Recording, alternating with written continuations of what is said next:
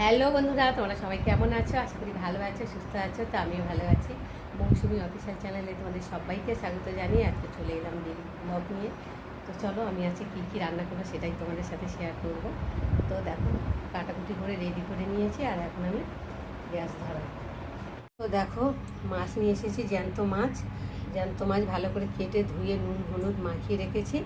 মাছের ঝোল হবে, আলু কেটে নিয়েছি।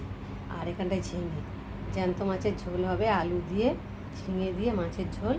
আর এখানে এই যে কুমড়ি শাক কেটে নিয়েছি। তো আপাতত এইটুকুই জোগাড় করেছি, আর কি করবো এখনও সেটা জোগাড় করিনি। তো চলো ফার্স্টে এখন মাছগুলোকে ভেজে নেব। তো দেখো বন্ধুরা, তেলটা গরম হয়ে গেছে আর এখন আমি একে একে মাছগুলোকে দিয়ে ভেজে নেব।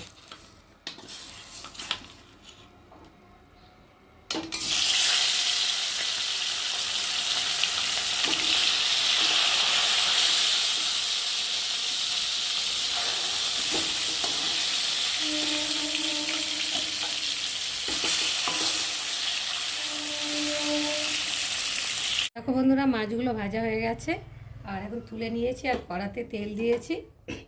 তেলের মধ্যে দিয়ে দেবো গোটা জিরে,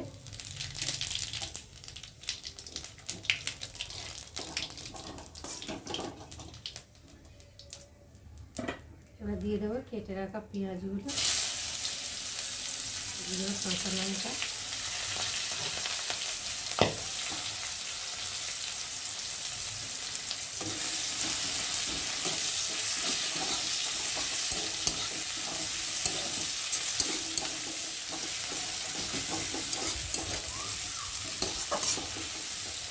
এবার দিয়ে দেবো কেটে রাখা আলুগুলো। তো দেখো বন্ধুরা, আলুটা বেশ লাল লাল করে ভেজে নিয়েছি আর এখন আমি দিয়ে দেবো পরিমাণ মতো নুন, দিয়ে দেবো হলুদ গুঁড়ো আর দিয়ে দেবো আদা বাটা জিরে বাটা।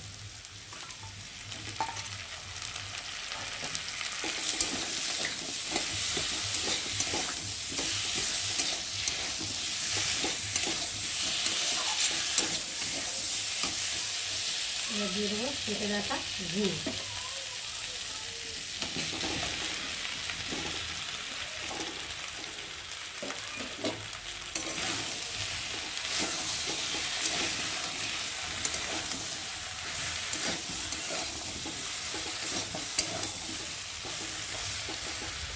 তো দেখো বন্ধুরা, বেশ ভালোভাবে কষিয়ে নিয়েছি আর কষাতে কষাতে তেলও ছেড়ে দিয়েছি আর সুন্দরভাবে কষানো হয়ে গেছে।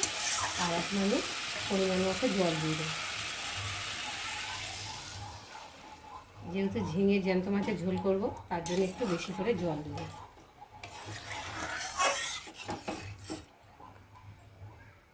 দিয়ে আর এখন ফুটতে দেখো বন্ধুরা, ঝোলটা ফুটে গেছে আর ঝোলটা অনেকটাই শুকিয়ে এসেছে। আর এখন দেখি আলুটাও সেদ্ধ হয়ে এসেছে আর এখন আমি ভেজে রাখা মাছগুলোকে দিয়ে দেবো।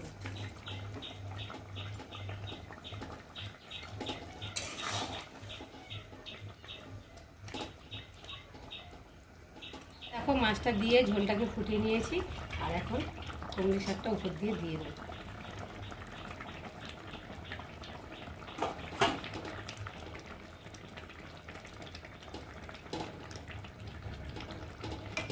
দিয়ে এখন তো দেখো বন্ধুরা, আমার মাছের ঝোল তৈরি হয়ে গেছে আর কেমন হয়েছে তোমরা কিন্তু অবশ্যই কমেন্টে জানিও। আর ভালো লাগলে লাইক কমেন্ট শেয়ার করো আর আমার চ্যানেলে যদি নতুন হয়ে থাকো চ্যানেলটাকে সাবস্ক্রাইব করে দিও। আবার দেখা হবে তোমাদের সাথে পরের ব্লগে। ততক্ষণ তোমরা তোমাদের খেয়াল রাখো, তোমরা আমার চ্যানেলটাকে সাবস্ক্রাইব করতে থাকো আর আমি এদিকে ঢালতে থাকি। চলো।